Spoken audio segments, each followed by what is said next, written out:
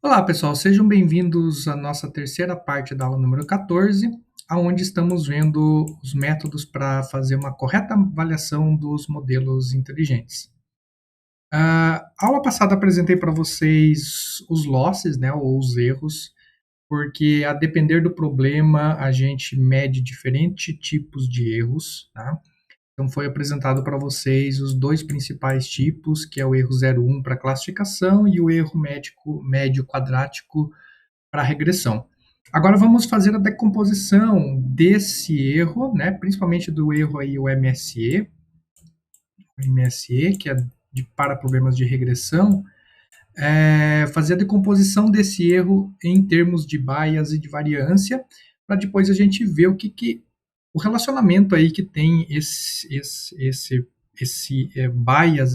erro de bias e variância com overfitting e underfitting. Tá?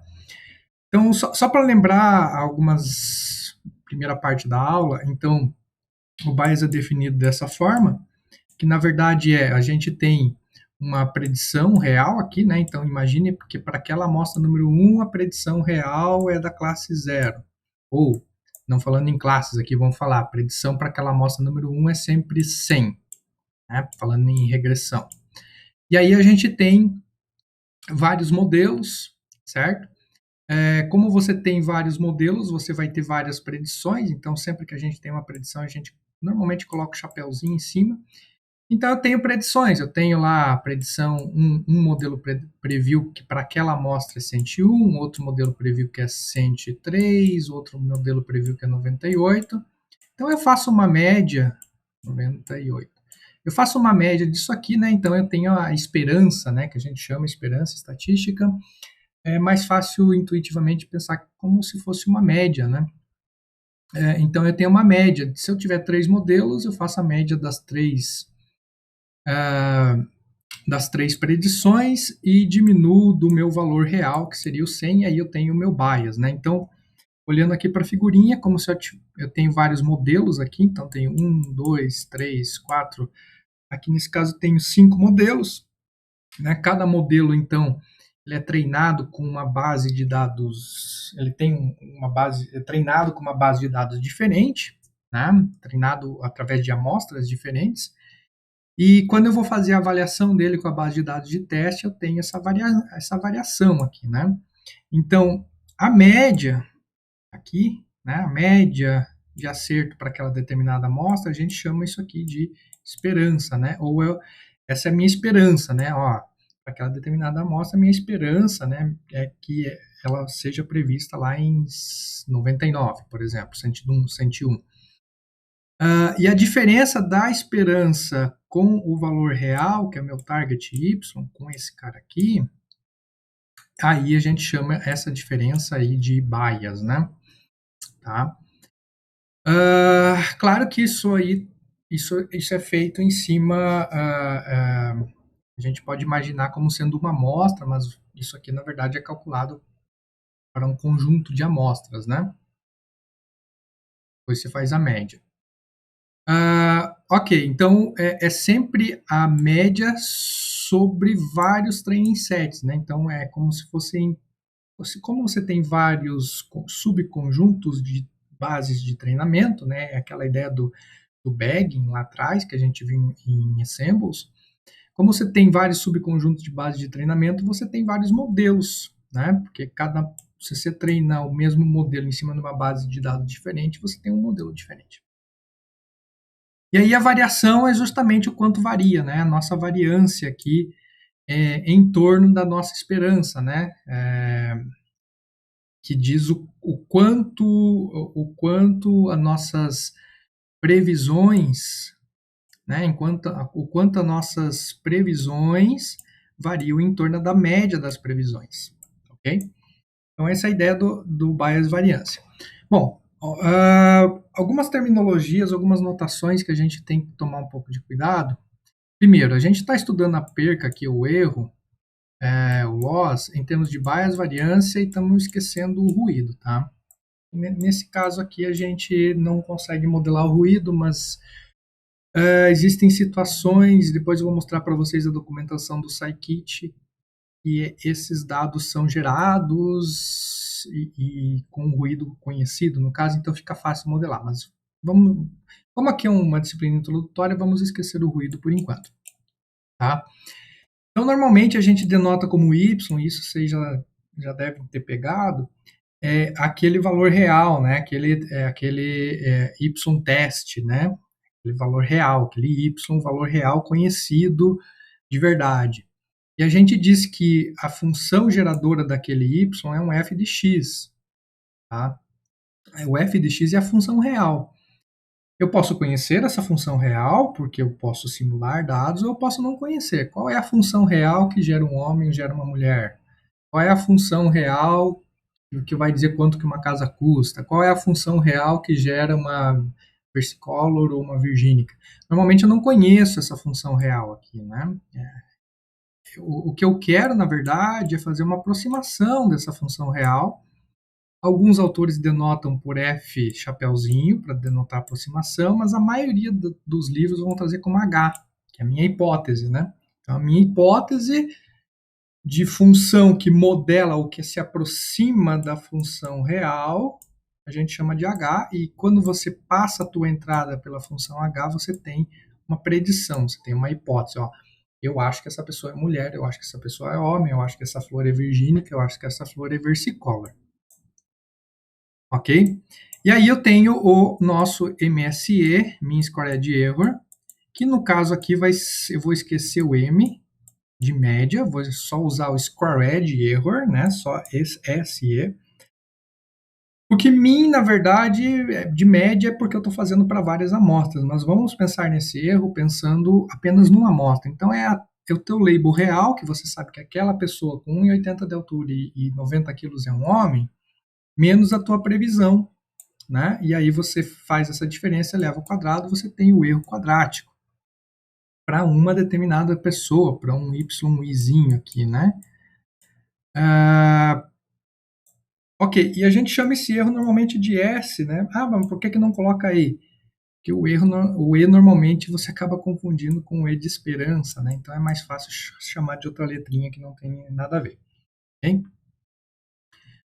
Bom, então, dito que isso aqui é o nosso squared error, né, sem o mean na frente, como eu já comentei para vocês, o mean ele surge naturalmente quando você tiver várias amostras. Aqui a gente está pensando em uma amostra única. Né? Eu estou pensando só em uma amostra, em uma pessoa aqui, né, uma flor. A gente pode decompor essa fórmula aqui, e aí vamos lembrar um pouquinho lá de segundo grau, né? A menos B elevado ao quadrado, aquelas propriedades e tudo mais, nos leva que A menos B ao quadrado é igual a ao quadrado menos 2AB mais B. Se a gente transformar um pouquinho, jogar o B para cá, né? Então fica A ao quadrado mais B ao quadrado menos 2AB. Enfim, segundo grau, isso aqui não tem nada demais, apenas algumas regrinhas matemáticas.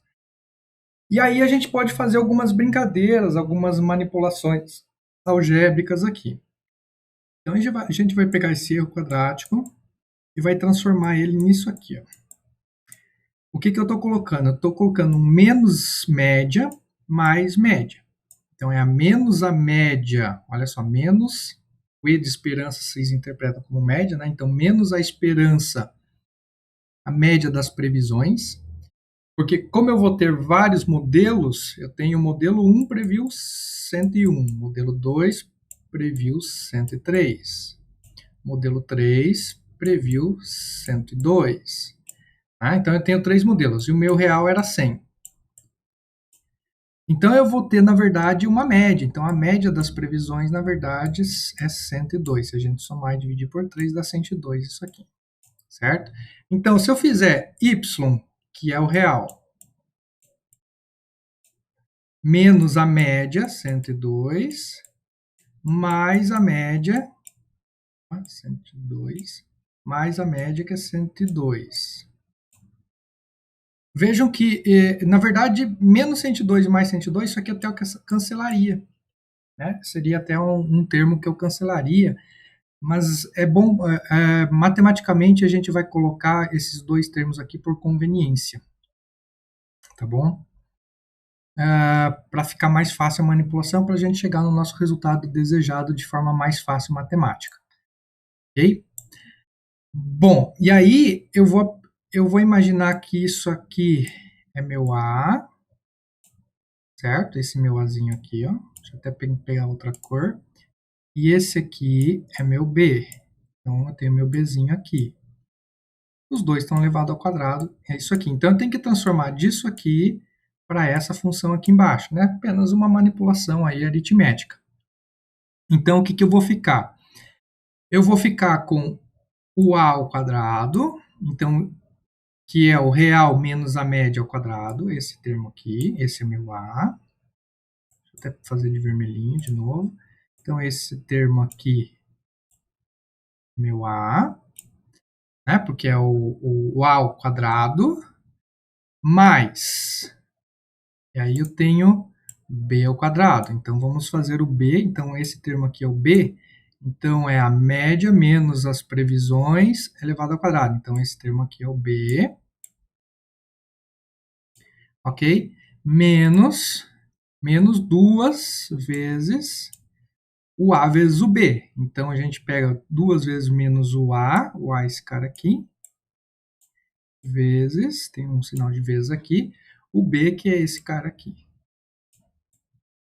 Ok? Apenas uma manipulação matemática aí.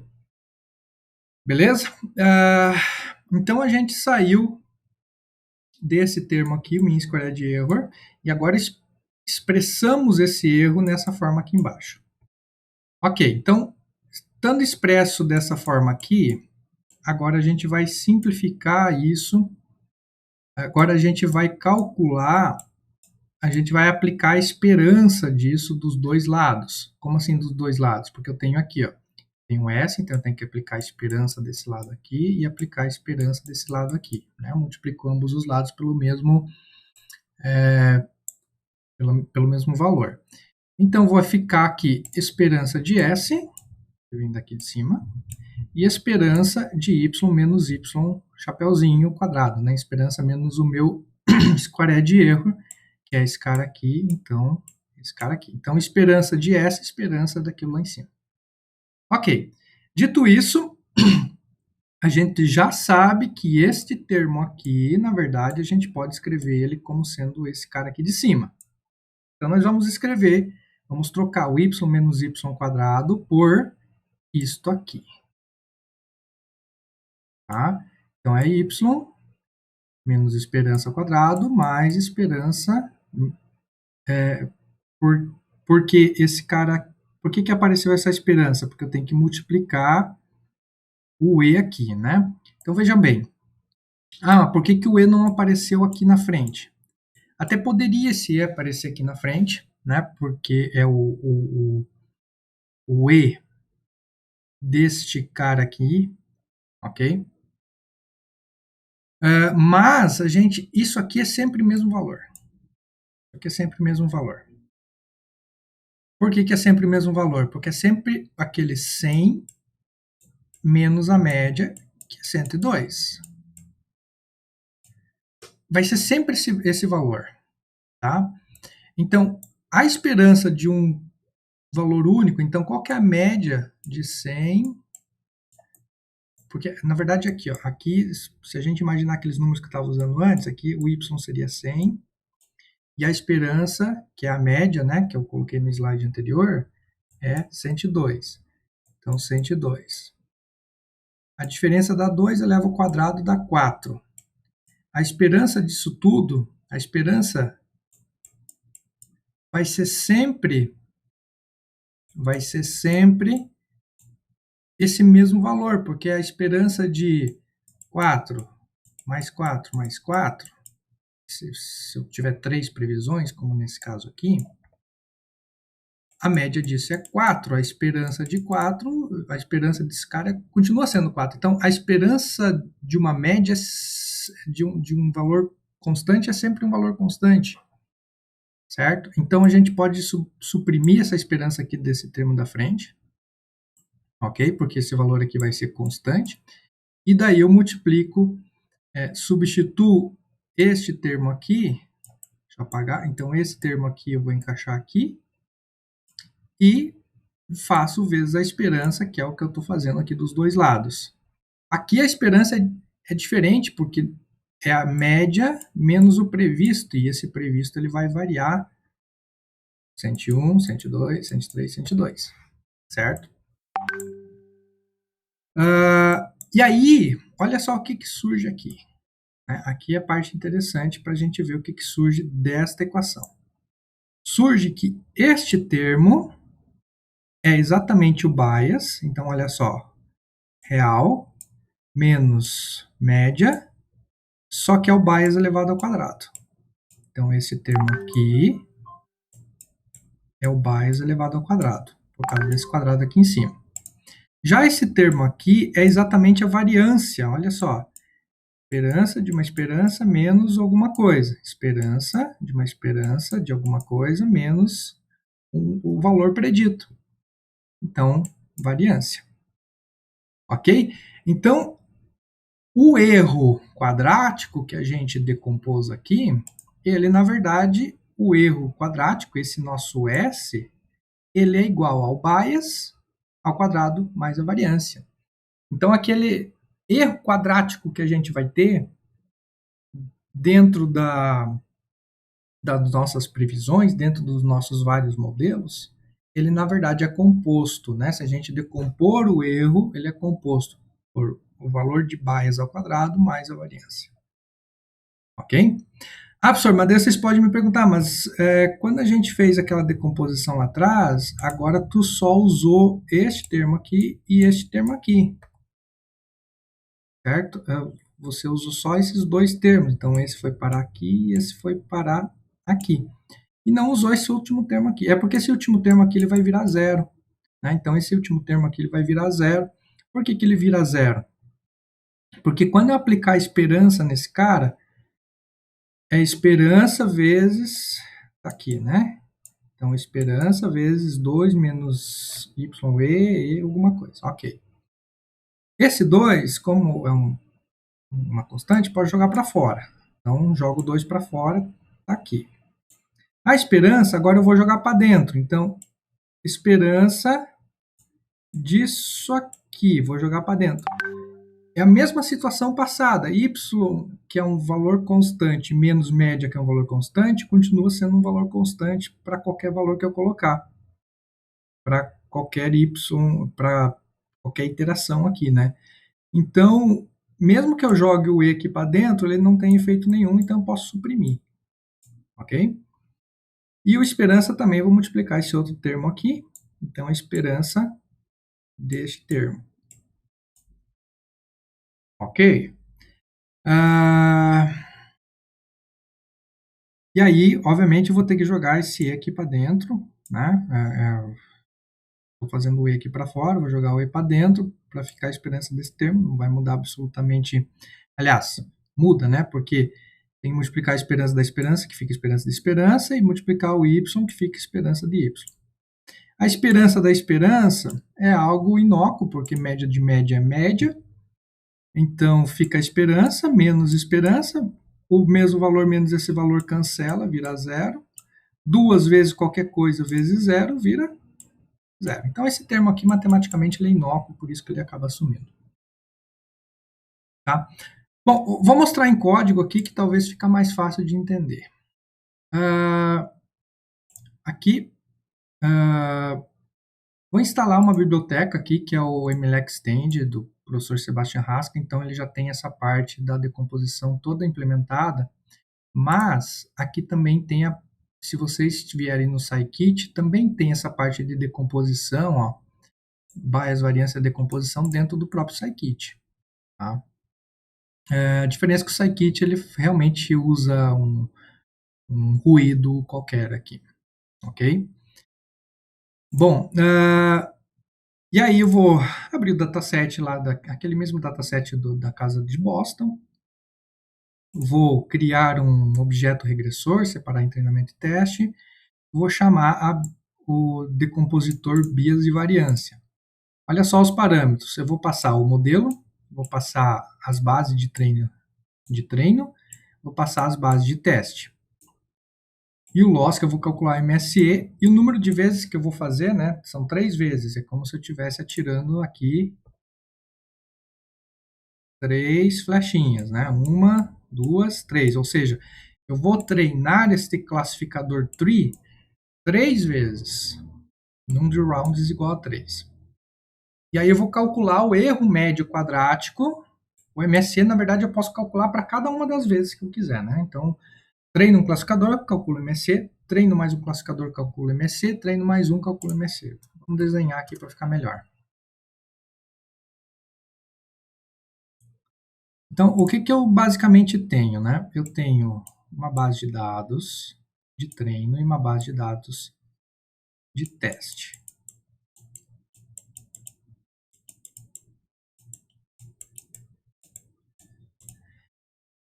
Só que eu vou fazer amostragens aqui, eu vou fazer um bagging dessa base de dados de treino.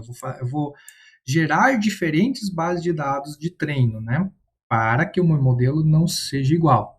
Então, na verdade, eu vou sair disso aqui e vou ter o seguinte: esse treino aqui, eu vou gerar subamostragens com reposição. Então, eu vou ter o treino 1, o treino 2 e o treino 3. E a base de dados de teste, na verdade, ela vai ser a mesma para cada vez que eu repetir. Teste, teste e teste. Aqui na base de dados de treino, por exemplo, se eu tinha as amostras 1, 2, 3, 4, 8, aliás, desculpa, se eu tinha as amostras 1, 2, 3, 4 e 5, aqui na base de dados de treino 1 eu posso ter 1, 1, 2, posso ter 2, 2, 3, basicamente fazendo um bagging, fazendo amostragem. Para quem não lembra disso aqui, acho que eu tenho até aberto aqui fazendo bagging, né? Então eu tenho o meu dataset original, desse dataset original eu vou fazer bootstraps, né? Vou gerar a mesma base de dados, normalmente com o mesmo tamanho,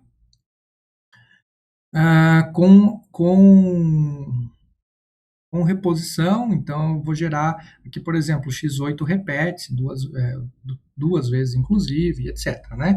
Então eu vou fazer bootstraps, tá? Na medida que eu faço bootstraps, então isso aqui, essa base de treino, essa T2 e essa T3, que é o bootstrap 1, 2 e 3, são diferentes.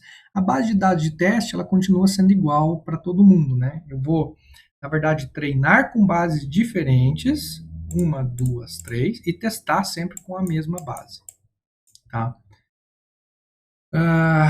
Poderia testar com o resto do bootstrap aqui também? Pode até ser, mas daí fica um pouco mais difícil de calcular aí a decomposição de bias e variância. Ok? Bom, dito isso, o que eu vou fazer, né? Nesse código aqui, então, eu estou fazendo exatamente isso. Eu estou criando 3 bases de dados diferentes, treinando 3 árvores diferentes e calculando o erro médio quadrático. Então, isso aqui vai dar um MSE, isso aqui vai dar um MSE, isso aqui vai dar um MSE. Certo? Porque cada modelo dá um MSE, depois eu faço média aqui, somo todo mundo e divido por 3.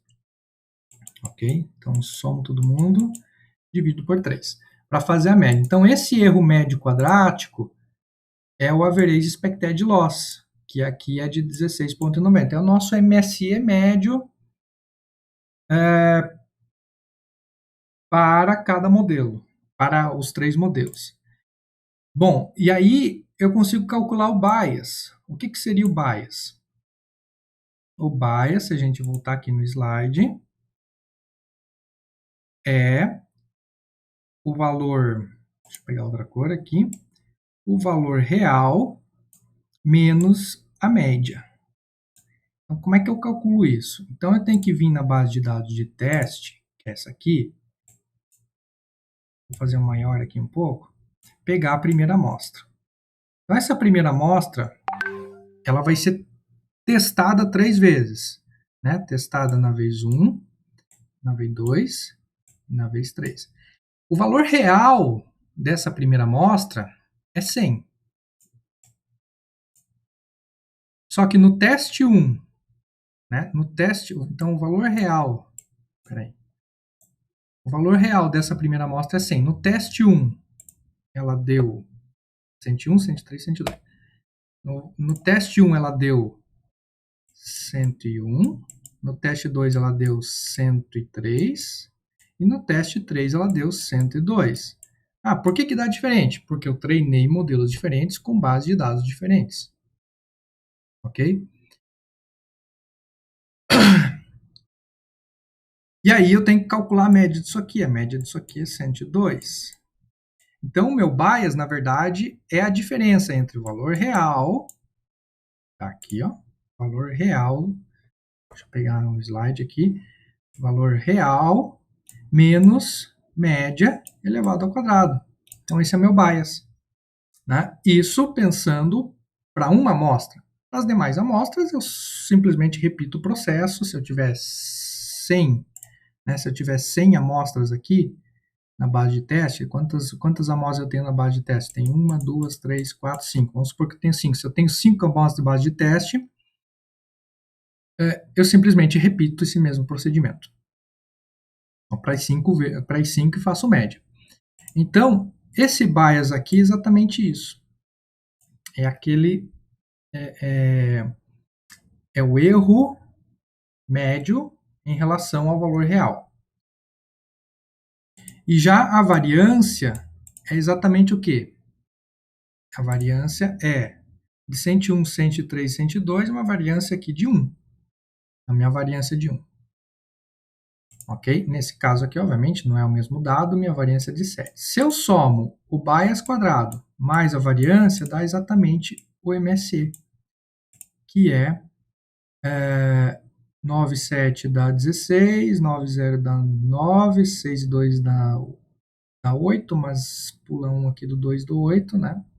Exatamente 16. Tá? Então, essa é a ideia de decompor o erro. Então, aquele erro MSE que eu consigo calcular, eu mostrei para vocês como é que calcula para cada